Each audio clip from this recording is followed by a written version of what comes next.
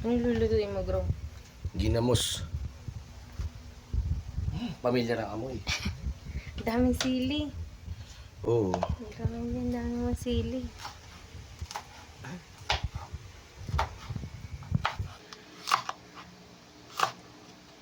Daming sili niyan eh. Wow.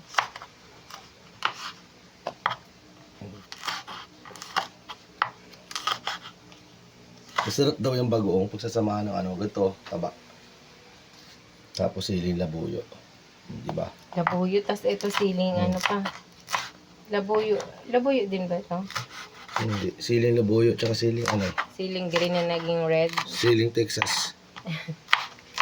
Labuyo, di ba manok yun? Sarapan mo yan, Grom, ah. Oh. Bagoong to, kasarapan. Ay, siyempre. Kailangan galingan mo.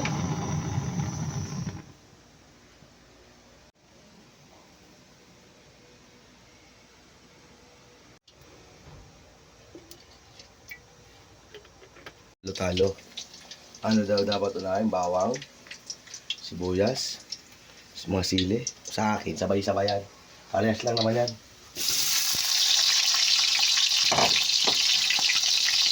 Sabay ang dami mo eh. Lagay mo lahat yun. Sili pa lang, ulam na. Sili pa lang, ulam na.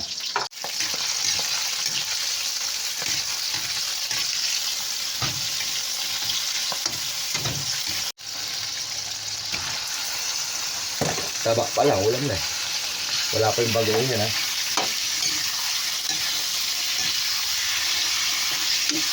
Ito mas maganda ito, nagmamati-mantika. Mamanti-mantika yan. Bago natin ilagay yung bagoong.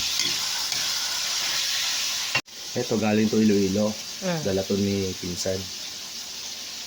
Bango? Ang tawag dyan? Ano? Ginamos. Sarap. Sarap yan. Di pa ako natumikin yan. Yan, dito pa natin. Ito. Lagay na natin yung ginamos. Ayan o. Aray ko. Aray ko, luway-luway. Aray ko, puro walang halong chemical.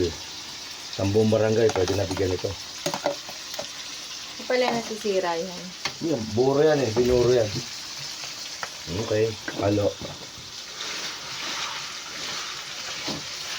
Akala ko madami yung taba kanina. Ha?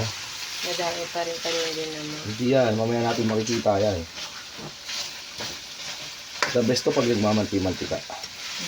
Pamamantikain mo din yan. Kailangan natin maraming garapon. Garapon ba? Hindi sa tapoy. Garapon. Mas maganda garapon. Namigay tayo sa kapitbahay. Sobrang dami. Baka magkaroon naman tayo ng sakit nito. Taba na yan. Sige, may patay mo. Ayan mga guys, luto na. Ginamos. Ay, so. Ang ginamos na ginisan na nilagyan ng taba-taba. Ito. Tikme, tikme. Tikme.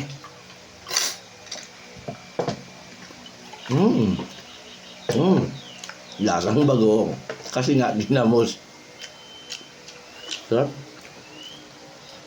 Dati sa construction, linggo pa lang bibili na kami yan. Lulutuin, lalagyan ng maraming taba. Isang linggo yan sa site bago maubos. Ay goodness. Tikman ko nga ang luto. Tikme. Sarap. Double na sa... Iba ang lasa ng ginamos sa yung mga bagoong. Iba rin siya.